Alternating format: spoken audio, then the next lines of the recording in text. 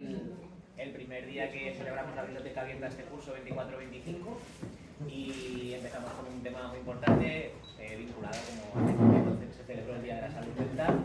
Pues hoy vamos a hablar de salud mental. Como siempre tenéis aquí un póster con más información y QRs y acceso a libros relacionados con el tema o películas relacionadas con el tema. Y hoy contamos con Víctor Sánchez, que bueno, pues nos va a hablar de su experiencia vital y personal relacionada con la salud mental y en concreto también con su colaboración con la asociación Paso a Paso Aragón, que trata temas de salud mental. Entonces el formato de la charla de hoy es un poco tipo entrevista. Ya sabéis que podéis hacer preguntas también si queréis hacia el final o interrumpir un poquito si tenéis algo que no haya quedado claro. El objetivo es resolver dudas y acabar con prejuicios, así que yo siempre que empiezo una entrevista pienso en algún prejuicio que tengo en relación con el tema, alguna cosa que quizás debido a mi falta de información o formación no me haya tomado una idea equivocada, y la idea es que cuando terminemos la charla y os vayáis de aquí penséis si os ha cambiado un poco la idea en cuanto a ese prejuicio que tenéis, ¿vale? Entonces, no sé, Víctor, si quieres empezamos ya. Sí, venga. Entonces la primera pregunta que teníamos hoy para Víctor era ¿cómo llegaste a desarrollar tu enfermedad y qué pensabas que te pasaba? A ver, al principio tú tienes como unos síntomas, porque a poco te va como avisando. Por ejemplo, llegué con un día que era pleno diciembre en mi instituto y me fui con una camiseta muy cortada porque pensaba que tenía que resistir el frío o tenía síntomas de, no sé, de pensar cosas raras, de no encontrarme bien, de estar un poco, pues yo qué sé, un poco perdido, ¿no?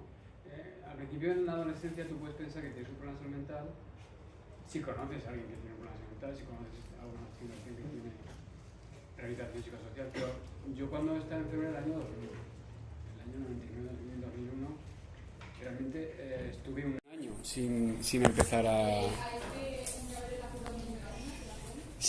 recibir tratamiento, o sea, rehabilitación, pero, quiero decir, estuve un año hasta que me ingresaron al hospital, desde 2000, 2000 y pico, 2001, 2002. ¿Y tenías cuántos años en aquella época? Pues ahora tengo 41, entonces tenía 17, 18 más o menos, porque nací en el 83. Y bueno, en principio pues yo no sabía lo que era un problema de salud mental. Yo pensaba que tú podías tener un problema en el cuerpo físicamente, pero no sabía que existía, o me lo habían contado, pero no sabía lo que era un problema de salud mental. Yo pensaba que podía contra todo. Y bueno, eso es más o menos. Pues, vale, y en cuanto al diagnóstico, cuando en el hospital, ¿qué pasó? ¿Te diagnosticaron? ¿Te dijeron lo que tenías? ¿No sabías lo que tenías? ¿Cómo iba eso? Sí, el problema está en que cuando tú te rompes una pierna, te hacen una radiografía y ven que la pierna está rota, porque la ponen la radiografía. Pero cuando te rompes el cerebro no hay forma humana de saberlo con una radiografía, entonces tienen que hacerte con unos test, como unos ejercicios de verte qué es lo que piensas, y te meten en el hospital como mínimo 1 mes y medio o 2 meses para ver cuál es tu comportamiento y cómo te desarrollas ahí. Entonces a partir de ahí ya te diagnostican.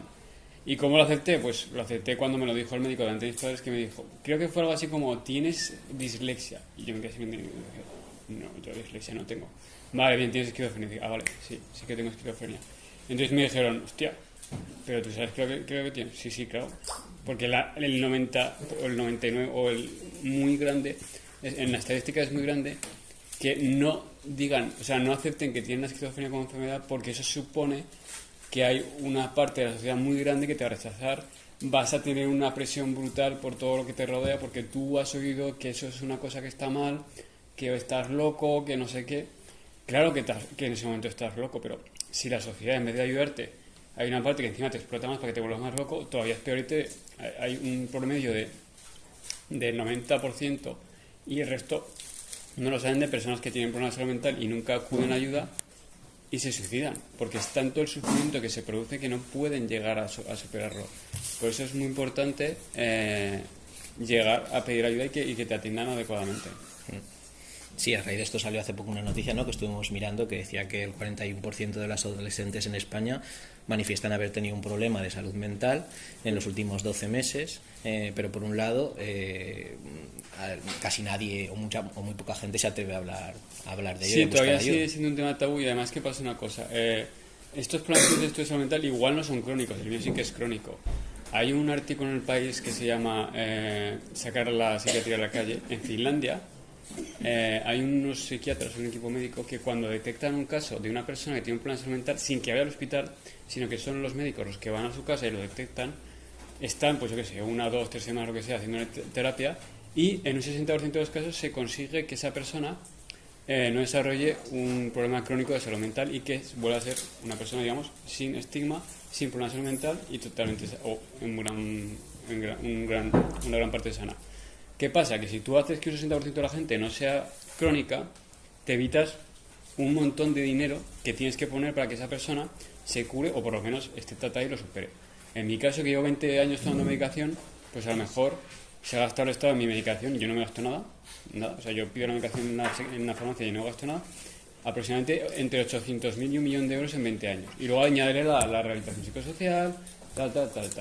Entonces es muy importante que tomen conciencia de que cuantos más médicos haya, psiquiatras, y vayan a atacar el problema desde la raíz, menos dinero tendremos que poner de las arcas públicas para poder solucionar el problema, que ya no es una solución, que es una medida paliativa, porque tú estás crónico y tienes que tomar una medicación, te la tomas, estás bien, si no haces barbaridades, si no bebes mucho o no bebes demasiado, si no tomas drogas, si no fumas, porque fumar, aunque fumar sea malo, si fumas mucho también afecta a la enfermedad, si haces un poco de deporte, si comes bien, si duermes bien, que eso es súper importante, porque yo me pegué años durmiendo mal, no pudiendo dormir, dándole a la cabeza, pum. Es que además cuando te dicen, tienes esquizofrenia, ¡pah!, te cae en la cabeza y lo que te hace la cabeza es esquizofrenia, y lo vas repitiendo en tu mente, pero no días, sino meses o años, hasta que ya te hace un callo que lo flipas y lo aceptas de tal forma que ya no lo piensas porque ya te has recuperado. ¿Cuál era mi problema? Mi problema era que yo no podía trabajar porque no tenía experiencia laboral, no podía sacar nada, intenté hacer el bachillerato 4 veces, incluso intenté hacer el bachillerato internacional, que aprobé una asignatura, pero es que me dormía en clase me dormía del sueño que tenía de la medicación. Aquí hay gente que lo puede decir. Cuando hacía video DJ aquí, llegaba días que estaba así en clase, se caía toda la clase y me hacía el de al lado, y me iba al office, y en el office igual tengo un vídeo que me han grabado que grabamos con unos chavales de video DJ, que estaba yo tirado así, y entraron y me despiertan. Es que no podía literalmente estar aquí atendiendo, porque tenía tantísimo sueño de subirme desde la Puebla, que es donde digo, aquí a hacer clase, que me dormía y me tuve que dar de baja antes de los 2 primeros meses. A mí me costó muchísimo sacarme de grado de video DJ, pero era por eso, porque no podía concentrarme y bueno, y otras cosas. ¿Sigamos? Sí, luego no sé si alguien tiene alguna pregunta. Yo quería decirte que crees que no, o sea, como que no hay conciencia todavía para saber, porque aunque solo se mueva el Estado, solo se mueva por interés económico, por números, porque no le importen, digamos, las personas, vamos a ponernos en ese supuesto, ¿no se han dado cuenta del ahorro que supondría económicamente la prevención? ¿O crees que realmente no interesa porque la industria farmacéutica también perdería mucho? A ver, yo tengo 2 respuestas para eso. La primera es, para hacer prevención tienes que tener médicos. Ya hay falta de médicos normales, o sea, médicos de generalistas, imagínate psiquiatras. Y la segunda es, lo mismo que estás aplicando a la salud mental lo puedes aplicar al tabaco. ¿Cuánto le costaría al Estado prohibir totalmente el tabaco, que la gente no se revuelva y haga una rebelión, y al mismo tiempo el dinero que vas a coger en impuestos para el tabaco lo dejas de facturar para el Estado, y al mismo tiempo el sanidad sigue recibiendo gente con problemas de salud por el tabaquismo? Es que es muy complicado. O sea, tú le dices a la gente, vale, sí, primero tienes que luchar contra el estigma de la sociedad, que es algo fuerte, pero es mucho peor el autoestima que tienes sobre ti mismo, porque si la gente ya de normal piensa mal, imagínate, tú pegas un pico que te cagas y entonces llega un momento que estás ahí y todo el mundo, tienes que baja, pero tú no bajas, tú sigues arriba, tú sigues pensando que todo el mundo piensa lo mismo, aun con gente que no te conoce de nada. Y sí que es verdad que tendría que haber un compromiso también por los gobiernos, pero es lo mismo que dejar de fumar. ¿Cómo prohíbes el tabaco sin que la gente se te amotine? ¿Cómo les ponen psiquiatras si no hay médicos? Sí, ahora hay como 10 psiquiatras en Aragón por cada 100.000 personas, 10 psiquiatras públicos para cada 100.000 habitantes. Es muy poco, realmente. Y a lo mejor, es que es verdad, o sea, hay una de cada 4 personas, o cada 3, creo que es cada 4. En Estados Unidos es una de cada 2. Están muy así los estadounidenses. Que tienen un problema de salud mental a lo largo de su vida. La mayoría suele ser depresión. También tienen otros problemas como... Bueno, es que digamos que la psicosis, cuando tú hablas de psicosis, lo primero que te viene en la cabeza es Alfred Hitchcock, psicosis. Y ves ahí al tío asesinando con un... Y eso no es así, o sea, hay 400.000 personas solo con esquizofrenia en España. ¿Cuántos casos han salido? ¿4, 5, 10 de 400.000? ¿Y esos pagan el pato? Es que no, tienes esquizofrenia que va a matar a alguien. Hombre, si tú no lo tratas, no le das medicación, no le das terapia, no le das rehabilitación, lógicamente se sienten como atemorizados porque todo el mundo está ahí metiéndoles caña, y al final puede pasar alguna barbaridad. Pero es que eso pasa si no detectas el caso y no lo llevas a un buen puerto. ¿Por qué? Porque eso es como como no dar rienda a lo que tiene que pasar, que es que esa persona deje de estar acosada por los demás. Es al revés normalmente. Normalmente la persona que tiene un problema de salud mental suele estar acosada por los demás, no al revés, que es como una especie que lo tratan ahí de psicótico. Sí. Y que, Si no me equivoco, las estadísticas dicen que son las personas con una enfermedad mental tienen más probabilidad de ser víctimas de actos violentos y menos probabilidad de ser autores de actos violentos. Sí, es como el corto este que hay en Valencia de que están unos vecinos que van a entrar a un alquiler que tienen un problema de salud mental y dice una chica, yo aquí también tengo un problema de salud mental. Ah, pero es que a ti te conozco. Bueno, he hecho spoiler, pero bueno, es así. A mí me gustó la frase que me dijiste el otro día, que era ¿por qué soy una persona y no soy una enfermedad? ¿No? Sí, porque si soy una enfermedad implica que los demás me van a tratar como una enfermedad y al mismo tiempo me voy a poner todavía más enfermo.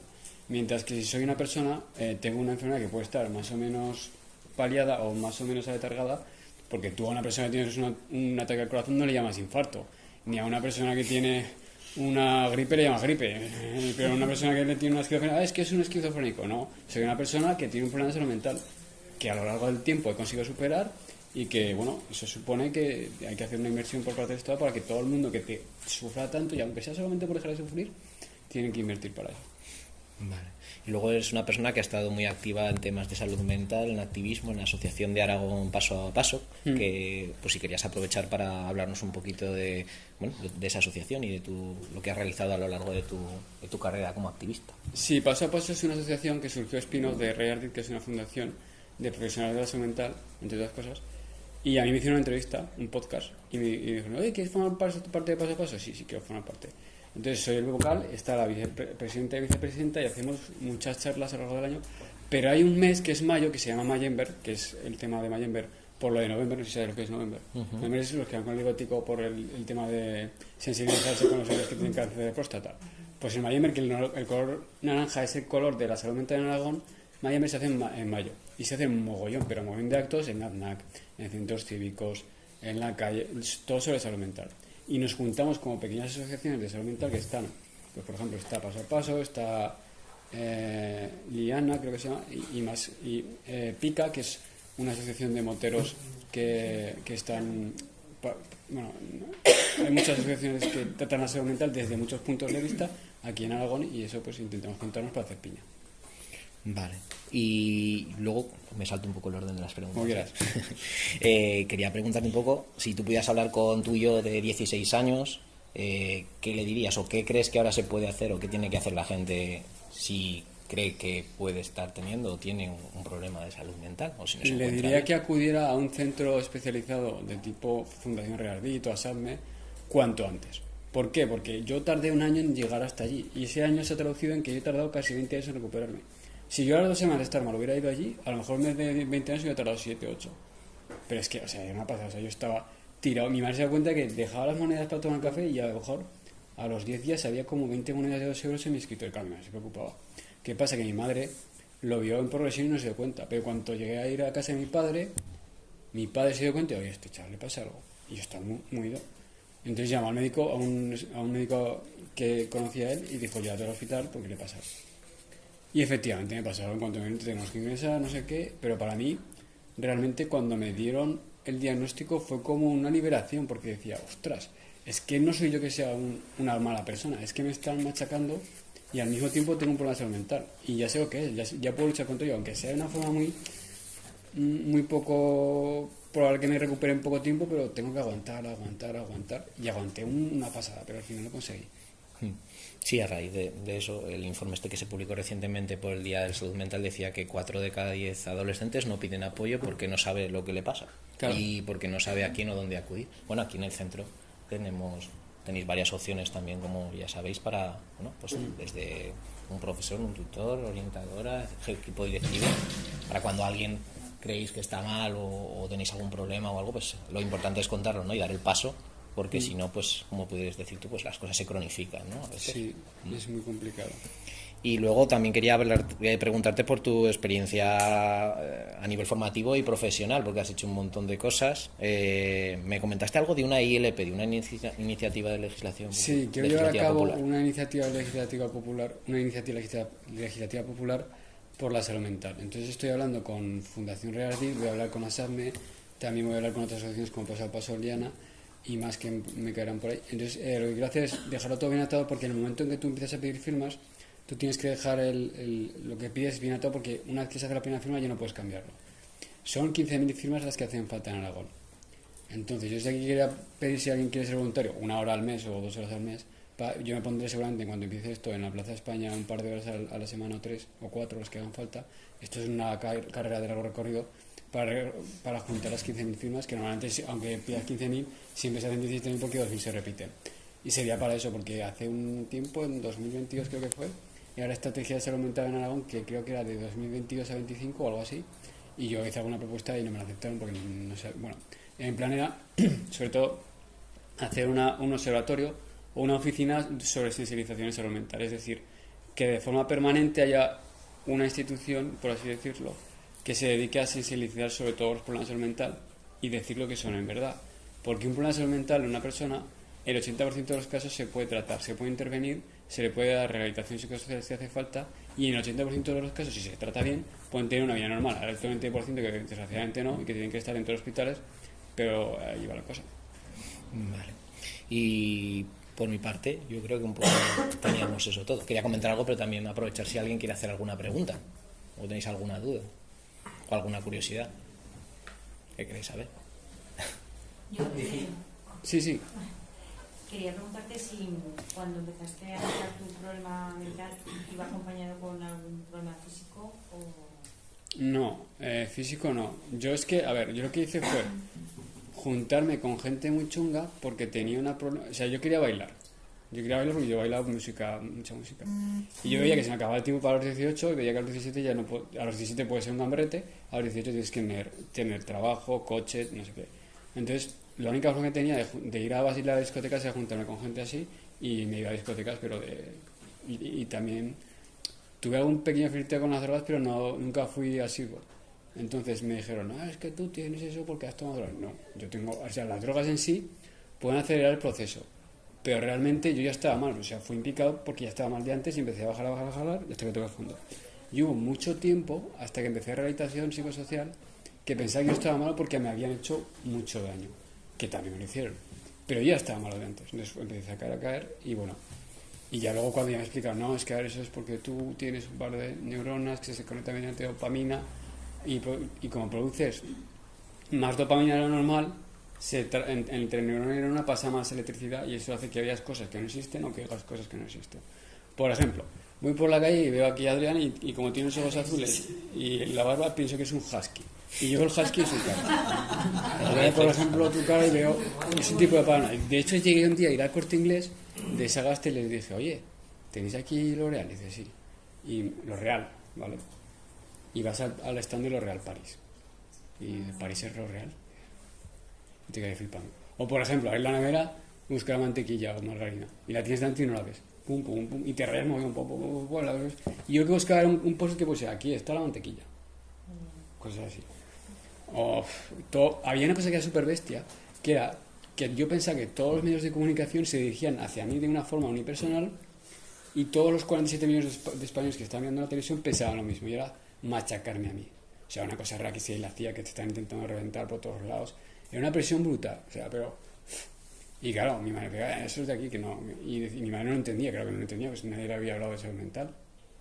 Pero claro, o sea, es que es brutal. O sea, yo me acuerdo una vez que vi a Felipe González en un programa de televisión, y de repente le veía como unos dientes así de grandes como de caballo, le salía un rayo de la cabeza que iba al Ispasat, del Ispasat iba en mi cabeza y se comunicaba mentalmente conmigo. Tú no estás enfermo, tú tienes poderes. O sea, de ser elegido como Matrix, wow, ya lo flipas. Claro, a mí se me había olvidado. Bueno, Artur quería preguntar algo y si no. ¿No? Yo no sé si. No, a mí ya me ha resuelto la duda. A mí también, yo creo que era lo mismo que Yo quería también preguntarte si crees que también es muy importante que formemos a las familias, ¿no? Porque ahora lo has Sí, nombrado, ¿no? Tu madre no sabe. Es verdad que a veces tiene que haber, ¿no?, un poco de formación también para las familias. Sí, porque se sufre mucho. O sea, si tú sabes que tienes un problema de salud mental, pues dices, pues te vas al médico, te derivan, pero si no, ¿qué haces? Recibir hasta o que te apagas o ya no puedes más, entonces tienes que tomar una decisión. Hay un caso de una chica que vi en internet que dijo, junté a toda su familia, a todos sus amigos, les dijo, ¿qué hago? Le dijo, vete al hospital. Se fue al hospital y efectivamente le diagnosticaron. Sí. O sea, te dijiste que usas medicación, ¿no? ¿Que usas medicación? Sí, yo tomo medicación desde el 2001-2002. ¿Y qué ocurriría si no te la tomas? O sea, ¿qué sientes? ¿Has visto la película Una mente maravillosa de Russell Crowe? ¿What? Una mente maravillosa. Es muy Pues antigua. cuando es de... Tiene unos años ya. No, esa Matemático. es de Russell Crowe, es el genio que hizo la teoría de los juegos El y tal. actor del Gladiador. Sí, entonces... Entonces lo que pasa es que... ¿Qué me has preguntado? Es que... Que si no tomas la medicación... Ah, vale. Porque Si así, me- por ejemplo, si yo estoy andando en la calle y no sé, encuentro a alguien que, en tu caso, como dijiste, que hay que tratar, ¿no? Pues al igual si una persona que tiene esquizofrenia viene hacia mí y yo, dependiendo del comportamiento que tenga, pues yo puedo saber si tiene esquizofrenia o no. Ya, pero es que eso no lo tienes que hacer tú puedes avisar a alguien, pero no tienes que hacerlo tú porque... No, no, claro, no. Yo solo pregunto qué es lo que sientes.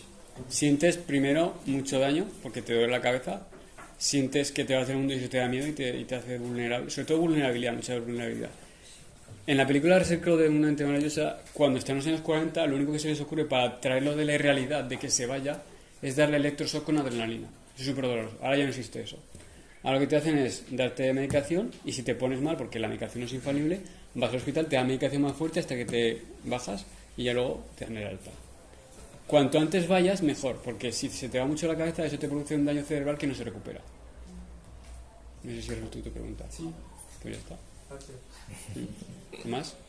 ¿Es alguna duda más? Sí, tengo una. Tipo la esquizofrenia te hace confundir cosas.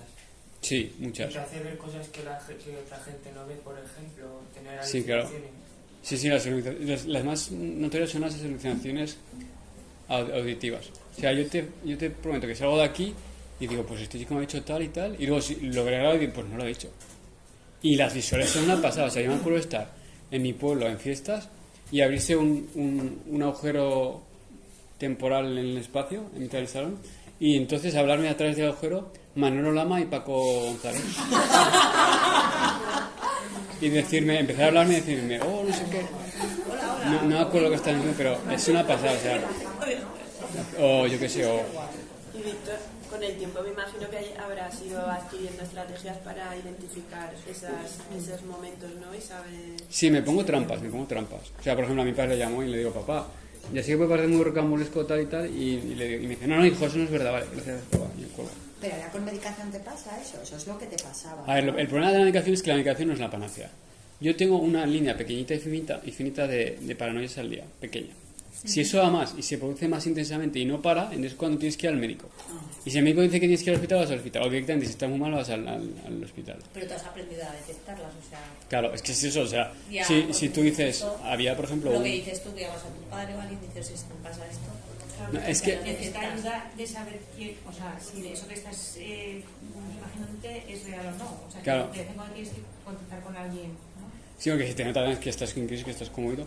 Y pasa una cosa, la gente normal que está a tu alrededor, cuando ve que estás mal, que estás mal, vete por ahí. Y normalmente los trabajadores sociales o los psicólogos o tal, cuando ven que estás mal, es al revés. O sea, oye, Víctor, ¿qué te pasa? No sé qué. Y te intentan contemporaneizando decir, oye, ve al médico. O te trata a mí, mientras que tu familia o los demás están ya hartos y dicen, oye, que no sé qué.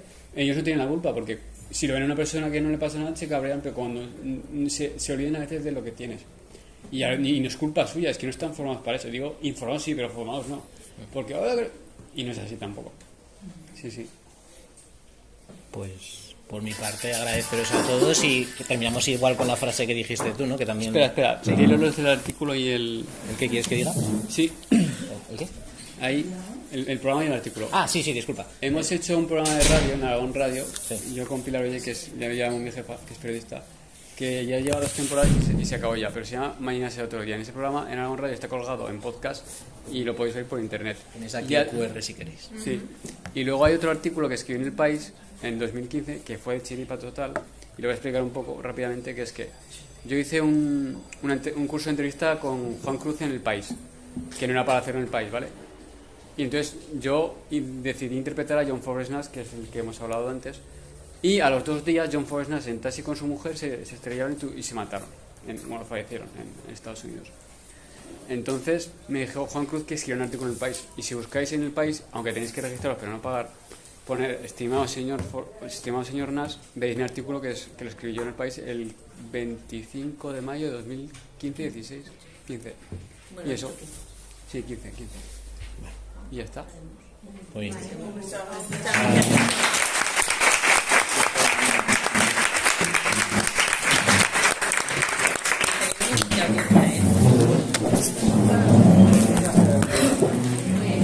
Bueno, en 2 semanas, el día 6 de noviembre, miércoles, haremos aquí una charla sobre Ucrania, ¿vale? Dentro de 2 semanas. Así que estáis invitadas.